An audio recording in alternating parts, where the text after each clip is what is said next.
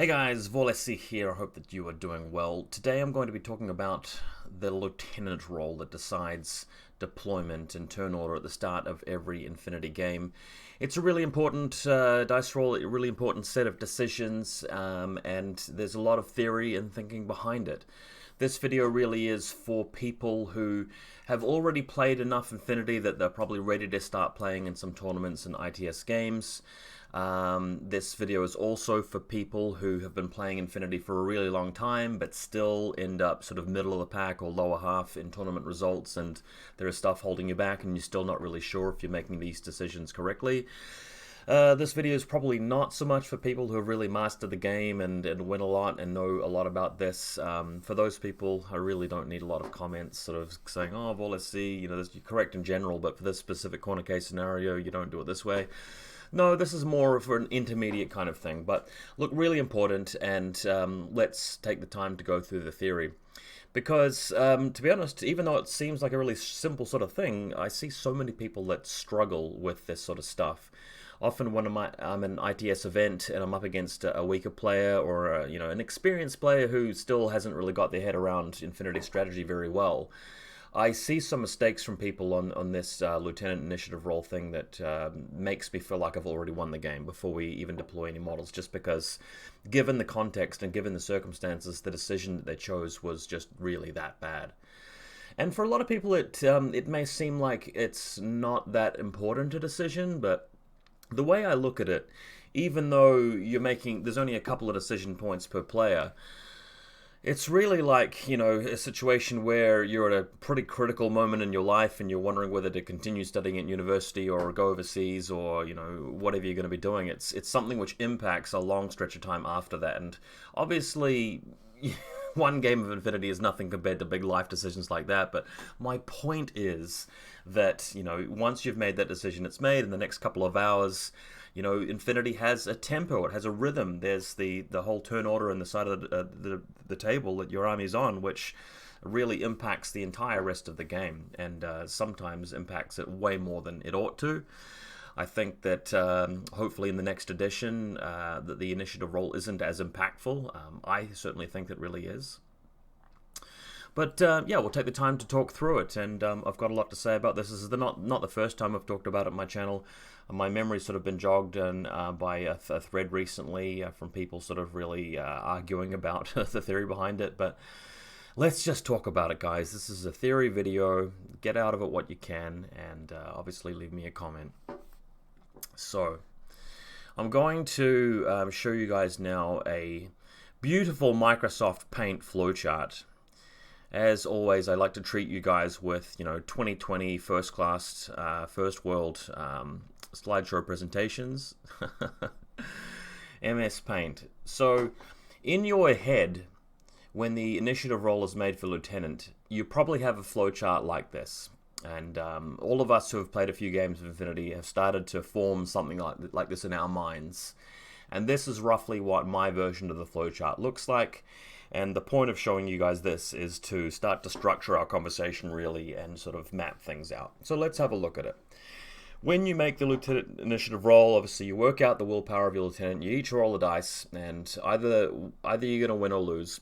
There's no draw or middle ground. Obviously, if you both fail or it's the same dice roll, you get a reroll until one side has won or one side has lost. So on the left hand of this flowchart, we have win, which indicates that we, the player, the first person perspective of the theory, wins the roll. We can then choose between determining the turn order or the deployment. If we go for turn order, we have to choose then between first or second, and if we choose deployment, we are going to be picking the table side we like, and we're going to be deploying second. Note that I've drawn a little line down here to the other option, which technically is available, where you can take deployment and opt to deploy first. I've never seen that actually happen, but sometimes people talk about it theoretically as being some sort of possibility if you want to use mine layer and have a lot of mines out in the midfield. It's harder to get them where you want them if you have them deploy second, because you can't deploy the mines where they'd have area of effect over an enemy model. But even with that little consideration, it's far better to deploy second if you are able to, if you've already chosen the table side. Right, so on the right hand side of the flowchart, we're going to look at what happens if we lose the dice roll and it's our opponent with the first decision point. Obviously, if they, on the top right here, if they take turn order, we are then left with the other option, deployment. So that's all out of our control. Our opponent has made all the deciding for us. We get no say in it. But if our opponent takes the deployment table side, we then get to choose between first or second. So this is how it works out. If you're absolutely brand new to infiNity and you haven't even played your first game yet and you're not sure about that role, we've just described what happens at the start.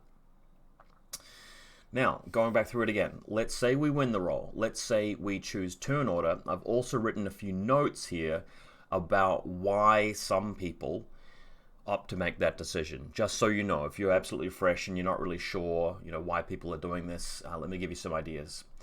So sometimes people who win the dice roll for Lieutenant, the initiative, take turn order and they snap up first turn and they just want to begin the game with the action on them, first to spend the orders. They might do this because they need to alpha strike. Maybe this is a player with a limited insertion list who's not going to be set by their opponent spending a command token. Maybe they have impersonators in the list, which are really good at attacking right off the bat, deploying next to your opponent's deployment zone or even inside it. Whereas they're not as useful if you're going second, because if you deploy them out there next to your opponent's deployment zone, they're right there for your opponent to attack. Maybe you're running a Sphinx or just something really aggressive that needs to run out the board and attack them. Another reason why people sometimes go directly for first is because it's a mission like supplies and they have an army list where maybe they have some infiltrators out in the midfield and some smoke grenade launchers, and they're just going to put smoke grenades on top of where the objectives are. They're then going to break the boxes open and run away with the supplies, which are really what are going to give you the objectives at the end of the game. And even though that mission can be pretty good in the last turn for your opponent coming over and just shooting the guys holding the boxes, and they can win that way, if you're also packing a whole lot of defensive tools like jammers and mines and things which are going to stop them from doing that, if there are little buildings that you can hide your guys inside, which makes it really hard for your opponent to come and get you from, then going first might be a really good idea. Decapitation, for example, where you can shoot your opponent's designated target and drag yours back to safety, means that you get in there first and you snap up the objectives before your opponent does. I've written skew list, which might be a special kind of list that really needs first turn to work. I recently played that Onyx hacking list, for example, where I kind of wanted to have assisted fire up and running. I kind of wanted to have the pitches out there from the start. Then I've written terrible DZ on both sides. If you're on a table where there's just nowhere to hide your cheerleaders and your opponent's going to have such an easy time moving something through and shooting you, then sometimes it can be better to go first, because it gives you the opportunity to move your stuff out of the deployment zone and into safety, somewhere towards the middle of the table where they can hide, and you can be the first one going over there and taking advantage of that lack of defense. So your alpha strike might work a lot better in that capacity. So if some of those situations have cropped up, that might be one reason why you decide to take turn order rather than deployment if you've won that role, and take first turn because of it. Now, what about if you win the dice roll and you choose to go straight for second turn, meaning that your opponent will get to act first and choose the table side and deploy second? So that's a huge lot of disadvantages. But why might you do that? And for those of you guys who've been watching my channel for a long time, you guys will know that I do that a fair bit, even in tournaments. Sometimes my opponents are like, "What? Why would you give me all of those advantages?" But let's talk about some of the reasons. So I've written hyper defensive list. If you have an army list which has got nothing really that's good at running across the other side and attacking your opponent, but it's got a lot of good things for defending, well, going second might make more sense, because you can win more easily at the end of the game, and they can't really do anything with their advantages that they've started out with. Let's say you're playing some sort of Pano list which has got like a couple of Swiss guards with missile launchers and a Hexa multi-sniper and a defensive Fusilier link team like an NCA. Maybe you've got some sort of Shazvasti list which has got 3 Noctifus in it, or something just with a really big, heavy tag that's really good for shooting back.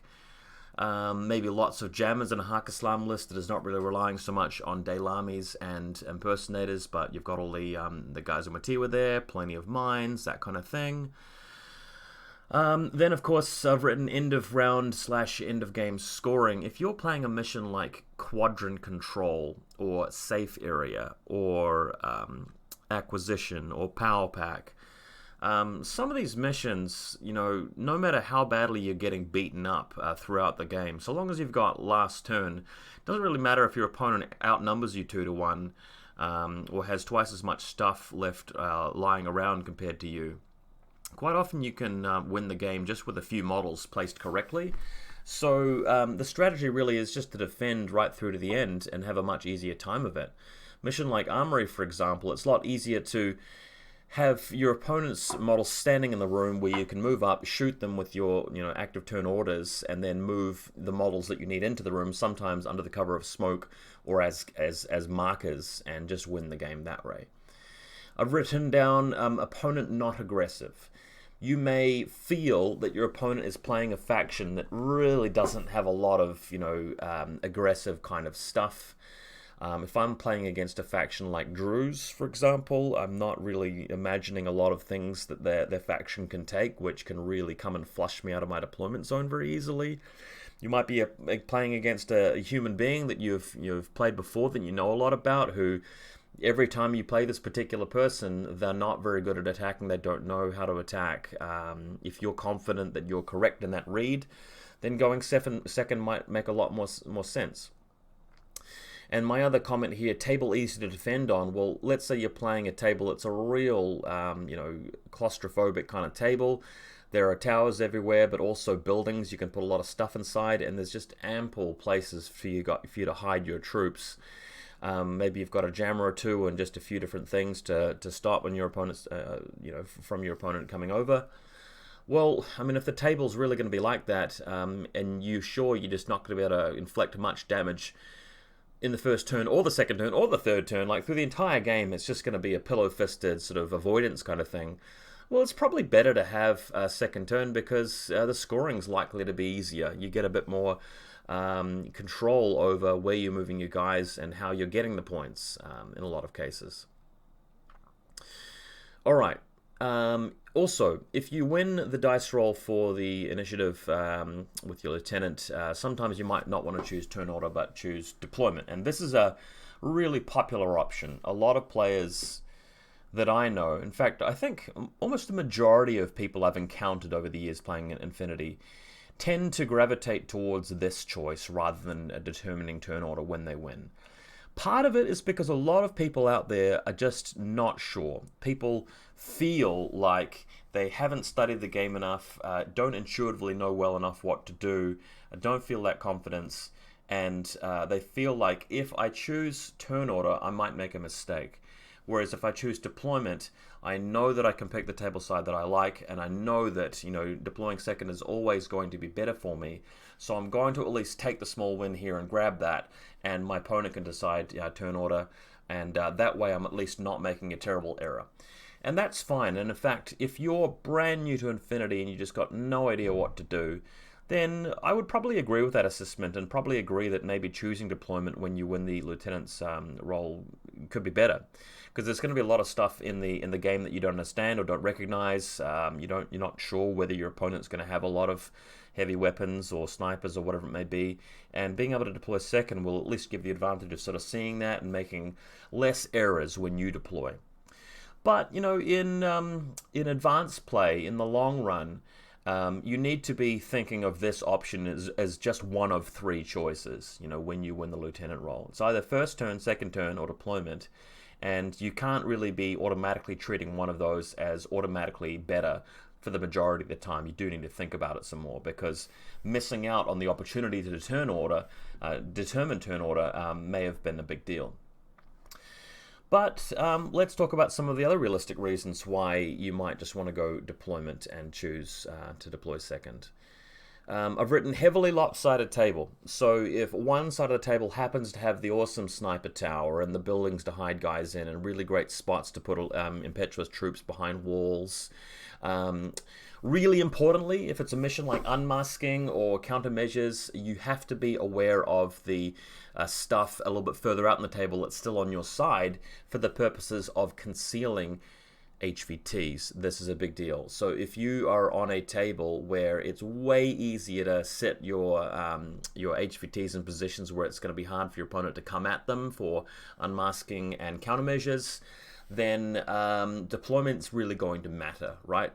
But again, if you're, imagine playing on a really weird table where there was no terrain whatsoever on one side and plenty of nice walls and buildings and stuff on the other side. Nobody's going to play on a table like that, but for the sake of argument, if you had to play on a table like that and you won the lieutenant role, you would choose deployment every time because there's just such a disadvantage in having no cover in this game. I've written down here, pressure on opponent's turn order choice. I've seen the argument from a lot of people who believe that if they choose deployment when they win the lieutenant's role, they're going to put so much pressure on their opponent to go first that their opponent's always just going to be pigeonholed into that and is definitely going to be forced to take first all of the time. They believe that no opponent has the balls to give up all of those advantages and just let them take first turn and deploy in second. So they'll choose this option, forcing their opponent to go first, and they'll do that even on missions where it's really easy to win with the last turn. So let's say we're playing on Power Pack where there's this horrible saturation zone through the middle of the table. It's so hard to alpha strike on, and in the final turn of the game you've got the option of just taking back a couple of the middle consoles and shooting anybody that's trying to capture your the objective near your deployment zone, and you just win easily, right? So let's say it's Power Pack, I win the Lieutenant Initiative role, I choose deployment, thinking my opponent, isn't going to be able to suffer the alpha strike, so they take first, and I've got all of the advantages basically. Now, I see that argument from people a lot. I personally choose to take second anyway in situations like that, so it wouldn't really work against me unless you're pretty sure that you have a great alpha strike planned against me, and you might, you certainly might. But I mean, if it's really like that, if there are so many advantages to the scoring, for example, in a mission like that, and there are so many disadvantages in terms of the saturation zone for attacking, are you sure your opponent is always going to take first? That is my question. So that's something that theory has to contend with. We could talk about that a bit more, and indeed you can watch some of the bat reps I've played and posted on my channel, where it's really like the mission, I could see that it was going to be like a final game round scoring mission. So I've basically taken second when I win the dice roll, and when my opponent wins the dice roll and takes deployment, I've still taken second. So there is that. I've also written down here a note that says all other considerations equal. I've written that note for myself because there are some games where the mission doesn't really seem to favor first or second turn that heavily.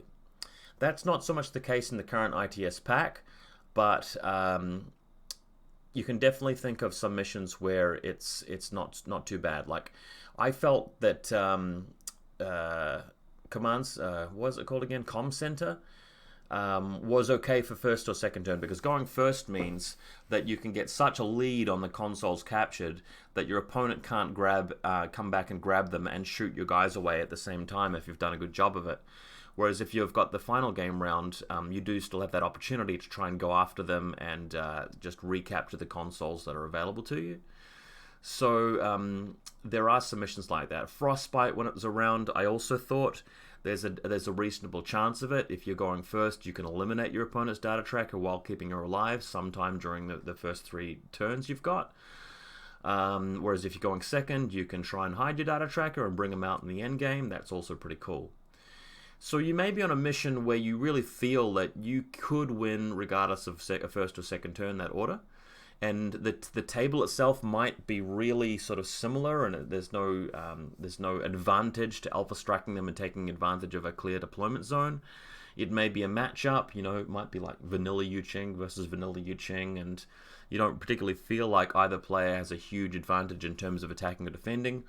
So based on the equality of it, you may as well take deployment if the turn order is not going to matter very much. So if you really feel that, you know, that dichotomy, that order is not going to matter, and usually it is mattering, but if you have identified a case where it's not, then that might be another reason to go for deployment. Then over here, let's talk about what happens when we lose the dice roll. We don't have to talk about what happens when our opponent determines everything. That's fine. Obviously, we're not going to take deployment and deploy first. Well, I've just put a line through that. But let's talk about what happens when we lose the roll and our opponent has decided the deployment they want and they're going to be deploying second. Do we go first or do we go second? So some reasons, you know, we just talked about this before, but the reason why a lot of people go first in this situation is either because they were planning on going first anyway for some of these reasons over here on the left, but sometimes it really is just because they just can't bear the thought of their opponent alpha striking them with the deployment that they want and being able to sort of see where you put your people first before they send their troops over to kill you. Then, of course, there's the scenario where I've talked about where opponent's already taken deployment, but you're still going to go second. And I've just written my note here, final turn of game desired at all costs. And for me, that's been a thing. One thing I've thought about quite a bit more recently is like with meta. Like for a few years there in New Zealand, I was playing against people that really just couldn't really keep up because all of my opponents were just really weak when it came to try and attacking me and alpha striking me. So my strategy of just going second all the time just was working again and again and again and again. But sometimes that can change the way that you think about the problem and approach the problem. Like if you're the best player in your meta for a little while and then you go outside into a different country or you start playing on Tabletop Simulator and people start beating you because they're doing things you weren't expecting and actually did know how to take advantage of your strategy, then that may cause you to rethink things. So I'm not 100% sure if I'm right about my overall theory when it comes to the highest level of infiNity, whether, you know, taking second turn regardless is something which you can do a lot. I suspect that it is, but maybe I would change my view if I was constantly playing against, you know, the best players in lots of different countries. And, you know, maybe I'll have more of a chance to do that in future. But for now, I'm pretty confident with a lot of lists and a lot of tables and a lot of missions that taking second sometimes works. What I want to talk about next, though, is not so much what's going on in this particular flowchart, but the kinds of considerations that you're needing to sort of internalize and work through in order to decide your priorities on what's going to matter when making these choices. Because we've talked about some reasons why you might go one way or another and make various decisions, but we haven't yet talked about how to make that determination, how to actually make the decision ultimately as to what's best for your specific situation. So I want to come now to a quick Microsoft Word document that I just drafted up before I made this video. And let's just take a look at where am I going to put my cam? Down here. So what I've done here is I've written down 6 different kinds of consideration. And what I want you guys to think about and what I want to try and teach you from this video is about the prioritization of these considerations. All of them are important, but the way you're going to determine which way to go on this flowchart, I believe is going to be dependent on how important each of these are for the situation that you're in. Let's just go through them one by one. So at the top I've written armyless strategy heavily turn order dependent.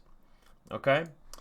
Let's say I'm playing Invincible Army and I've got Tai Sheng and I've got the HMG and the combi rifle with tactical awareness, and you know, maybe I've got a Hacktail missile launcher, I've got a doctor, I've got a flash pulse bot, I've got a Haidao killer hacker.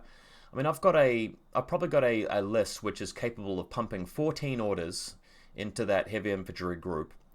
And if I take second turn, my opponent's going to set up and defend against me and generally make things harder. But if I've got first turn, I've got that alpha strike, I can walk over the other side of the table with 14 orders and destroy them. And if that's my strategy, if that's the list that I'm running, then when we come back to this flowchart and my opponent's taking deployment, I'll usually go for first. Or if I've won the dice roll, I'll just go straight for first, because the list that I've built makes that matter so much more.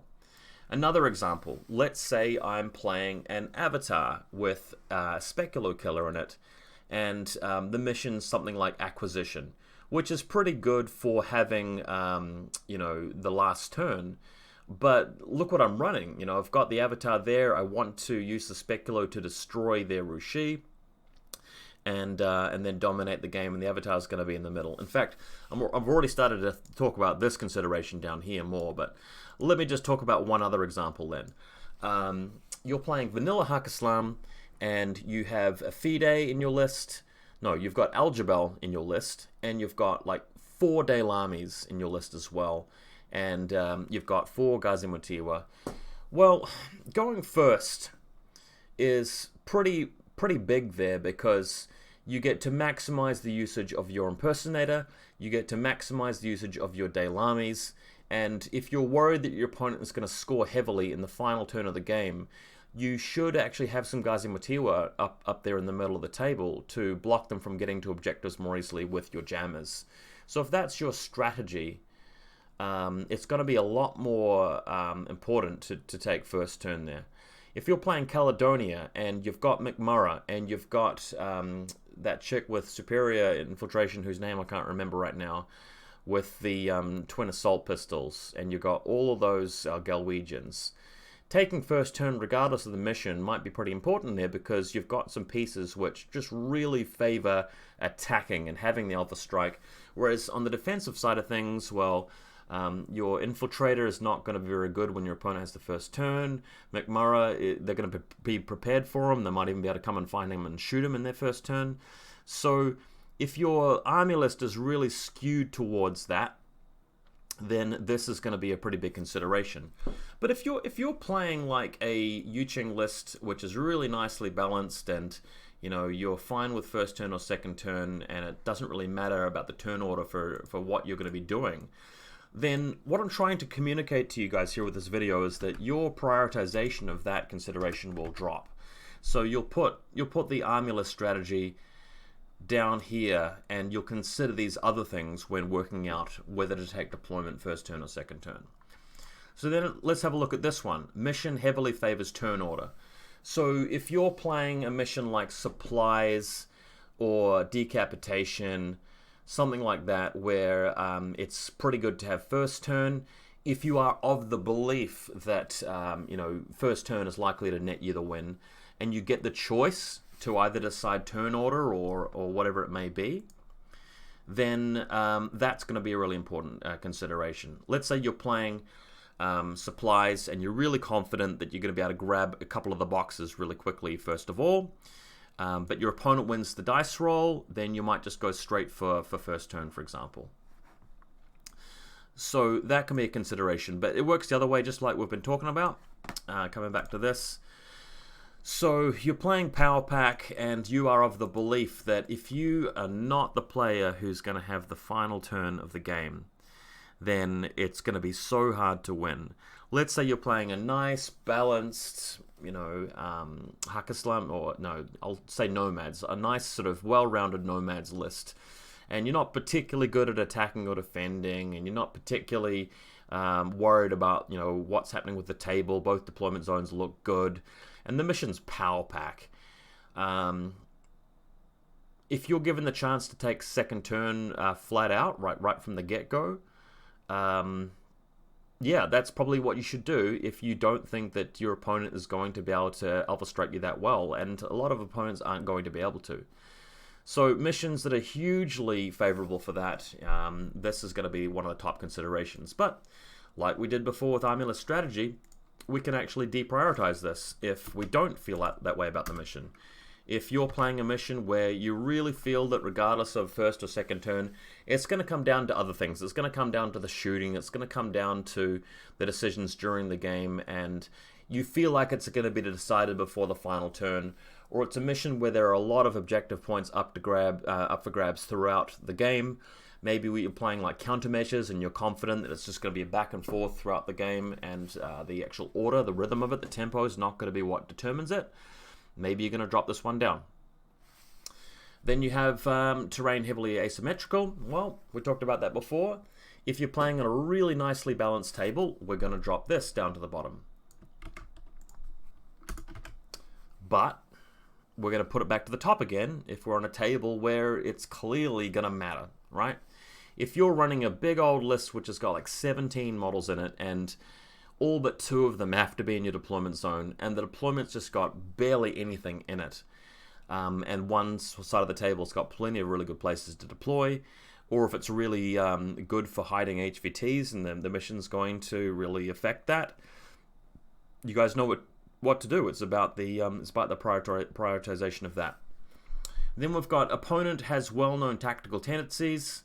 If you know for sure that your opponent, like, specifically is going to be playing an Avatar and a Speculo for the entire tournament, and they've been bragging about it, and they've come up and told you or whatever, I mean, that doesn't happen that much. But like, if you know something about what you're going to be going up against, like, this is a person who only ever plays Tunguska, and they only ever play it in this particular way, and they don't do anything else, and they don't even own any other models, and you're just playing them again, and you know whether they're particularly aggressive or particularly defensive, and this is something which you can just rely on and absolutely bank on and bet on, whereas a lot of this other stuff is going to be a sort of up in the air, then this can be one of your top priorities for determining what we see in the flowchart, right?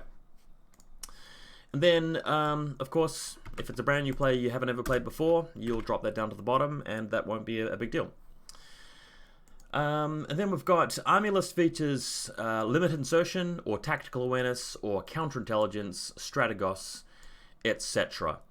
So think of it this way: if you've got an army list which is limited insertion, and it's a very aggressive limited insertion list, you take first turn, your opponent can't strip the orders away from you with their command token, right? But if you're taking second turn, and you know that your opponent will be vulnerable against the use of a command token for stripping away 2 orders, is that going to affect your decision about whether to go first or second or pick deployment? I think it should. I think, it might not be the priority that we're talking about right now, but it should factor in. Tactical awareness. If you've got a list which has tons of tactical awareness and you're wanting to make use of it before you lose troopers, like that Invincible Army list we talked about, probably an even better example would be the Morats version, the Suryats with Kornak. Thing about that list is that it's got a gun for every range span. They're immune to jammers. Those guys are really good at just charging across the battlefield and attacking. Whereas on the defense, I don't think they're even as good at defending as the Invincible Army group is. So that might be even more of a consideration for opting for turn order no matter what. Then there's counterintelligence. So if you're playing a list which has counterintelligence, and you think your opponent's likely to spend that command token anyway and strip just 1 order off, and this is going to be something which kicks in if you have first turn rather than second turn, then that may affect things.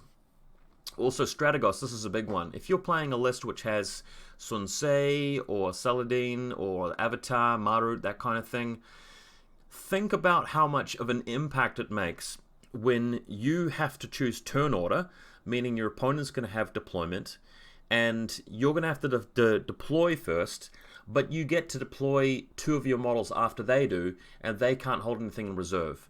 That's something which kicks in and has a massive impact if you're not deploying first, right? If you're not choosing deployment, is what I meant there. Whereas your opponent does actually suffer the effects of that if they're the ones that deploy most of their armies second. So that's why if I'm running an Avatar with a Speculo, for example, if I win the dice roll, I might be taking first turn because I want to have this really powerful Alpha Strike with my Speculo to kill their MSV unit and have my Avatar rule supreme for the rest of the game. And it's not going to matter if I don't get my my way with deployment, because I can hold back the Speculo and hold back the Avatar until I've deployed everything. Or if it's a mission like Power Pack, for example, and I really want to just wait till the end of the game, I can deploy my Avatar list there. My opponent's going to have first turn.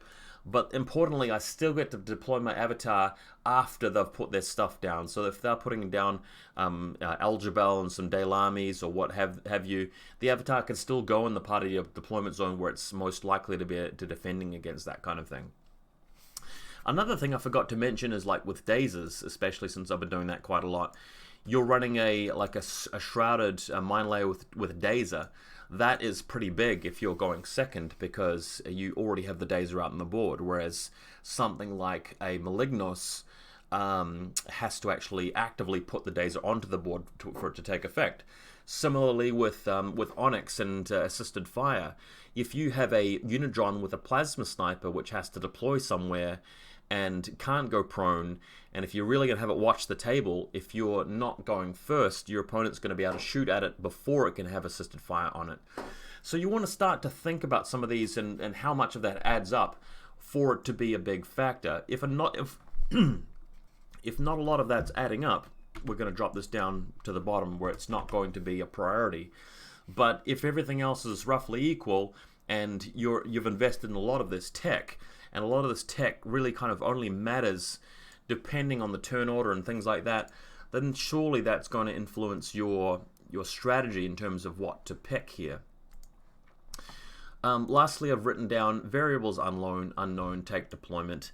Again, this is the kind of situation where you've basically deprioritized all of this stuff, either because you don't know how to interpret it and how to evaluate it, or because everything here is just roughly even, in terms of whether first or second turn is taken. So given that the variables are unknown, you just go for deployment because it's an easy advantage to grab, right? Hopefully that made sense. And when we come back to this, regardless of whether we win or lose the roll, the decision we take is going to be based on how we've actually prioritized and ranked these considerations. I want to talk about some common examples that really shape a lot of my games.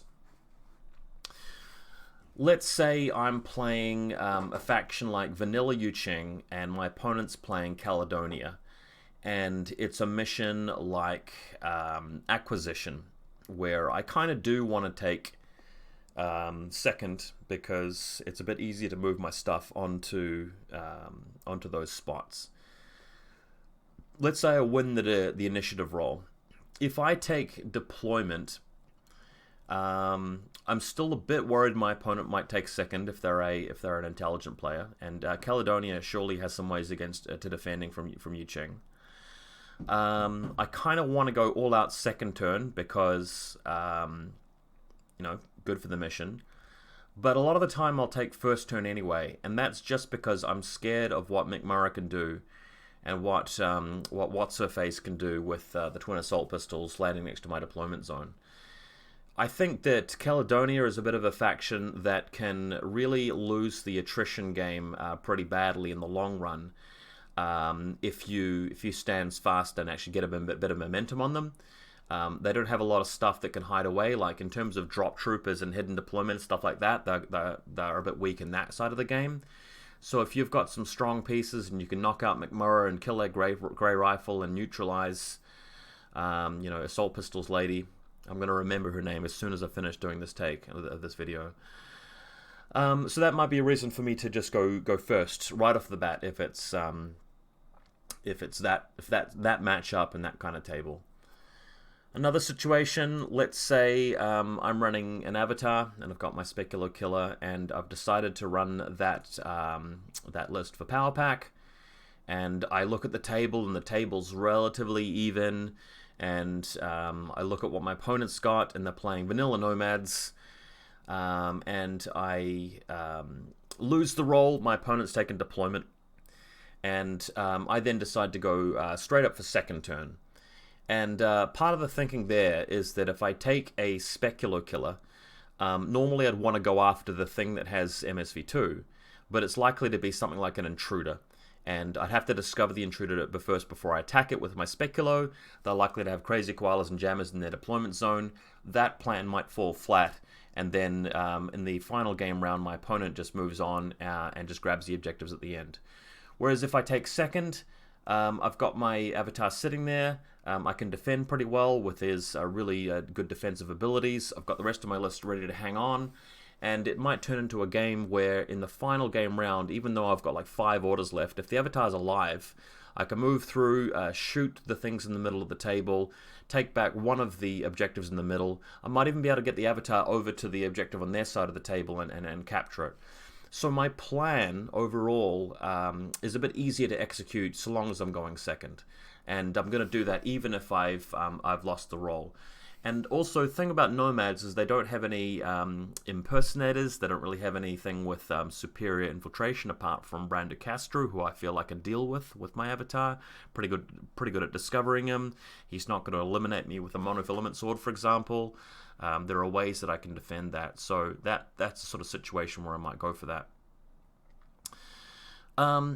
Let's say I'm playing vanilla Hakislam, and there's a mission like the Armory, for example, and I win the Lieutenant role. I might think about taking deployment, because I've got Aljabal, I've got a bunch of Daylami, I've got 4 Ghazi Matiwa, I've got a Mukhtar. And the reason why I might take deployment is that if my opponent takes second turn to move into the Armory, I'm going to be attacking him with the Impersonator, all the Daylamis, and the Mukhtar for the first couple of turns, and that's really going to weaken my opponent quite a lot. In my final turn, I'll move into the objective room with a hacker and a jammer and maybe something in marker state, and I'll have some mines.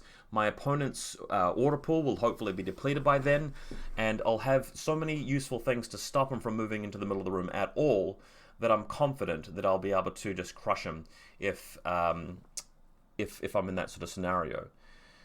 But I've chosen deployment, so my opponent might not take second turn. They might take first turn, which means that all I've really got to do is have my Impersonator back on my side of the table, because my Impersonator is going to wait till the end of the game and move into the room.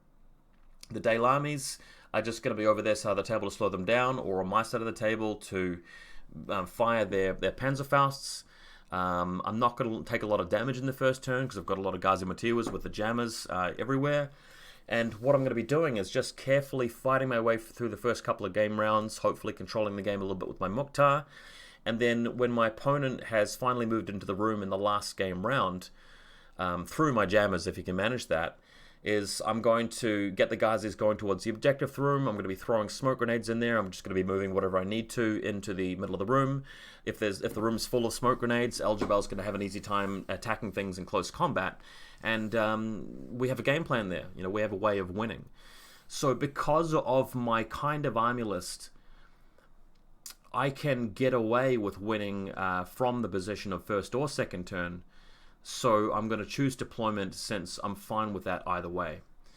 One thing I've done a fair bit over the last year is I've tried to design my army lists in such a way that they work a bit like that, where I have a really strong way of winning if I'm taking first, and a strong way of winning if I'm going second.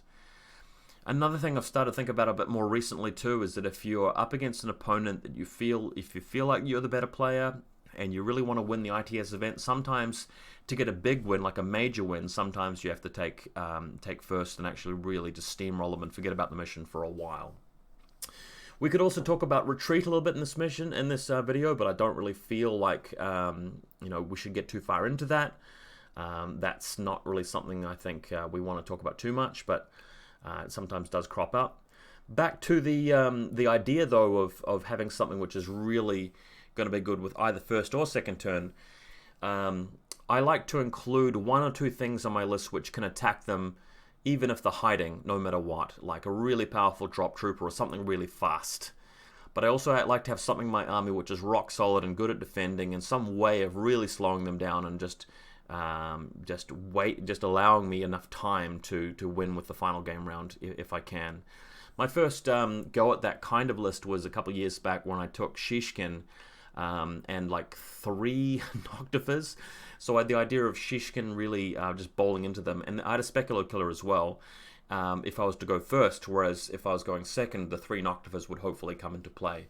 I've definitely developed and evolved that idea a lot since then, but you can kind of take that idea and try and apply it to your own lists where you've got that 2-pronged approach. You've got the 2 sides to your style there, where there's some kind of strategy or tactic in your list for being really aggressive, and something else which is in there which can be really good for defending with as well. I hope this theory made sense in general. I don't want to go into too much more detail because it's already been a fairly comprehensive video, but You know, if you're a brand new player, try to get your head around this flowchart first and memorize, you know, the rough structure of it in your head and think about the value of each of these different options and why you may want to take a different option at a different time. And then start working through this stuff here. Start thinking carefully about, you know, how to identify this sort of stuff and how to rank these things when you actually get into a real game and you figured out who your opponent is personally, what army they're playing, what your armies is, what your game plan is, what the table looks like, what the mission is, and how the mission works mechanically. And once you get good at identifying those things, you can then start ranking these things properly and making much better decisions when it comes to the lieutenant role. And I honestly think that that will help. Again, I keep saying it, but when I'm playing against really good players, I'm really kind of nervous when the lieutenant role is made because it makes such a big difference. When I'm playing against weaker players and they make a mistake with the lieutenant role, I do feel like I'm just given too much of an advantage as a result, because I know how the game's going to pan out. I know how to manipulate that, and they clearly don't really have much of a plan as far as that goes. But videos like this may change things, and people may benefit from that, so that's fine with me. That's what I'm here for. Hope you guys have a good weekend.